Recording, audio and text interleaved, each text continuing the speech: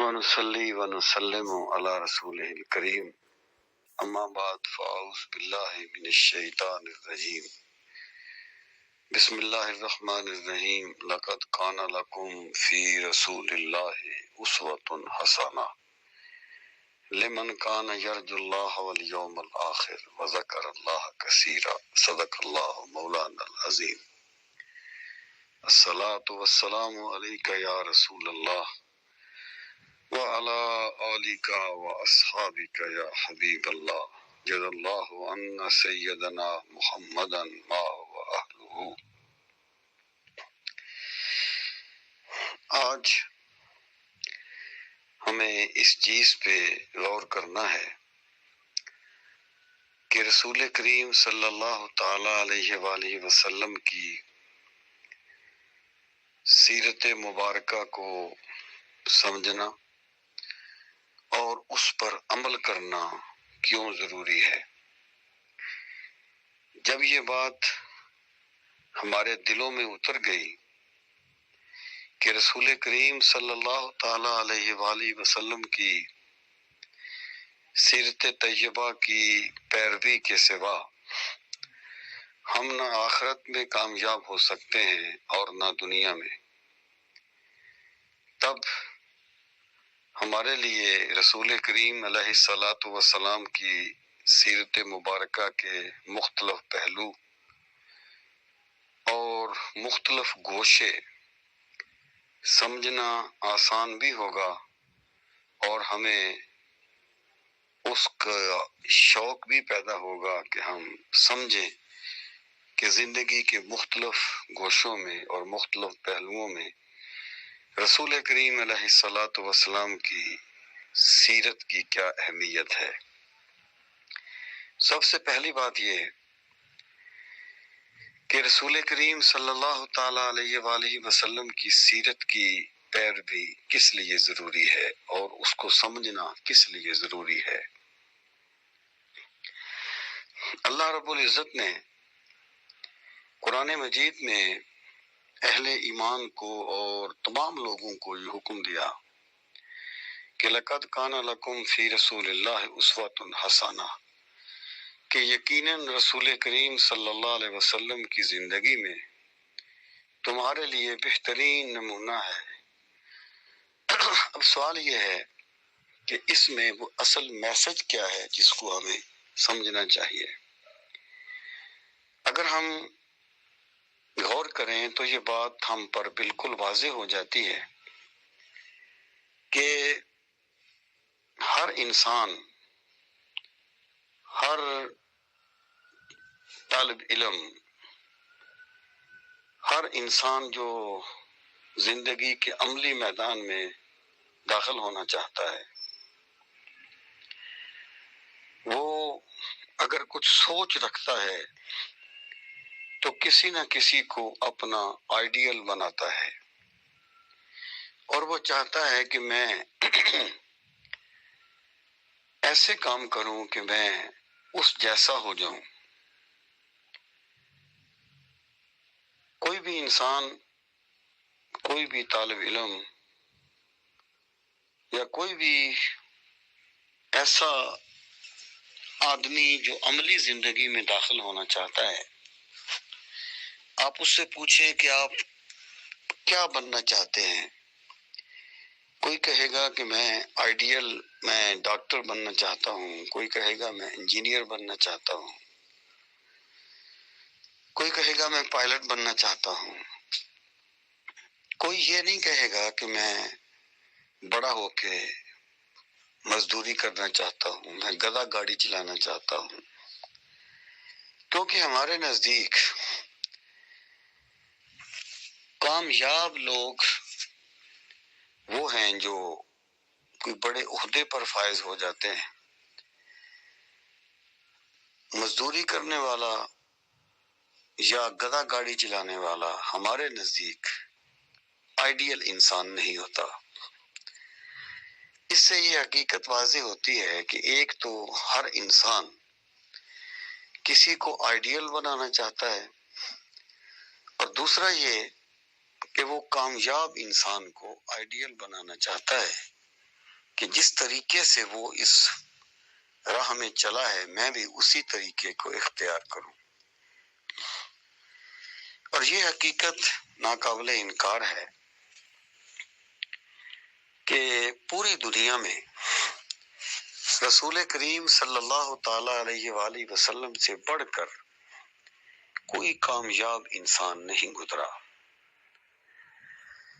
اس کا اعتراف اپنے تو کرتے ہی ہیں، غیر بھی اس کا انکار نہیں کر سکتے.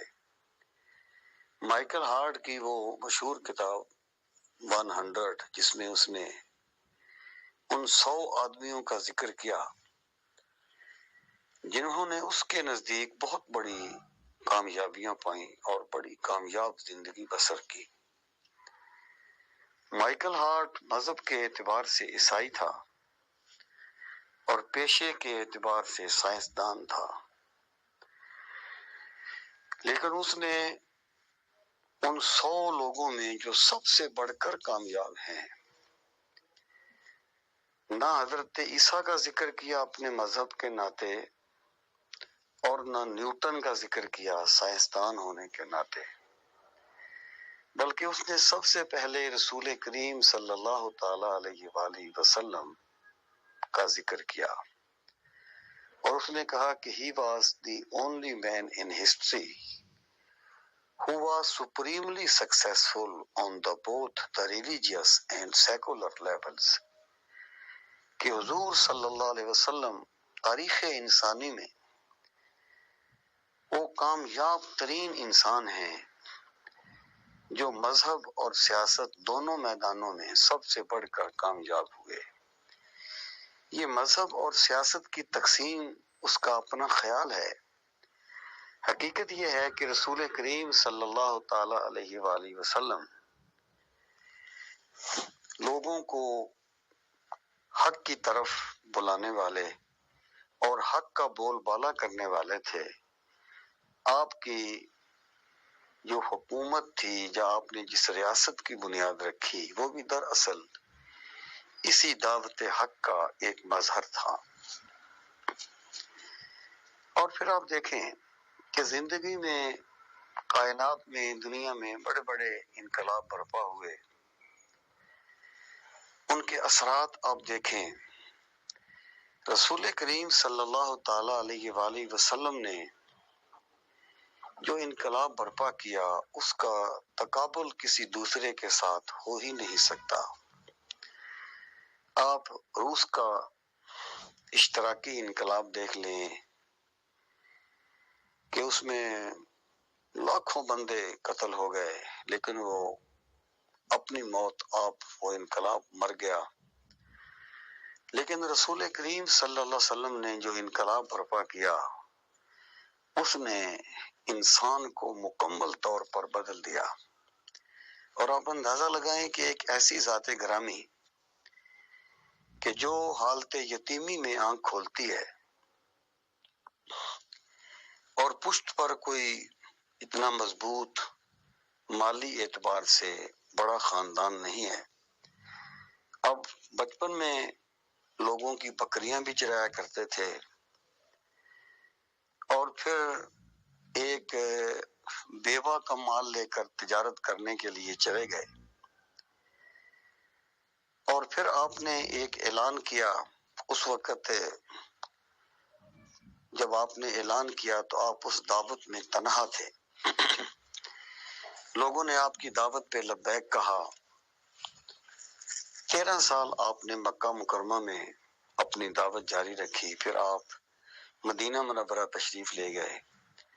وہاں 10 سال آپ نے اپنی جد و جہد کو جاری رکھا، یہاں تک کہ 23 سال کے عرصہ کے بعد جب آپ نے وصال فرمایا تو پورے جزیرہ عرب 15 لاکھ مربع میل پر آپ کا پرچم لہرا رہا تھا، اور آپ کی دعوت دوسرے ممالک میں بھی پھیل چکی تھی. اتنا کامیاب انسان جو اتنے کم وقت میں اتنی بڑی کامیابی پاتا ہے، آپ کو تاریخ انسانی میں اس کی کوئی مثال نہیں ملے گی.